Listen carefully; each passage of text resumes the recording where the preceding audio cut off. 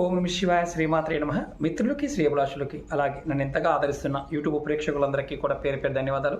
మిత్రులారా, మీ అందరికీ పరాదేవత ఎలవెలలా మీతో ఉండి మీ మనోవాంఛ నెరవేర్చాలని మనస్ఫూర్తిగా కోరుకుంటున్నాను.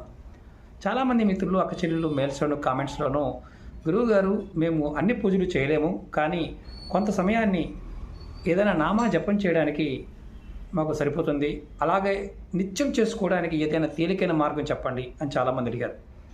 మన పురాణాల్లోనూ శాస్త్రాల్లో ఒక 11 నామాలు ఉన్నాయి. ఈ 11 నామాలు చేస్తే ప్రతిరోజు మీకున్న సమయాన్ని బట్టి చేస్తూ ఉంటే మీ మనసులో ఉన్న సమస్త కోరికలు నెరవేరుతాయి. ఆ 11 నామాలు ఏంటో మీకు చెప్తాను.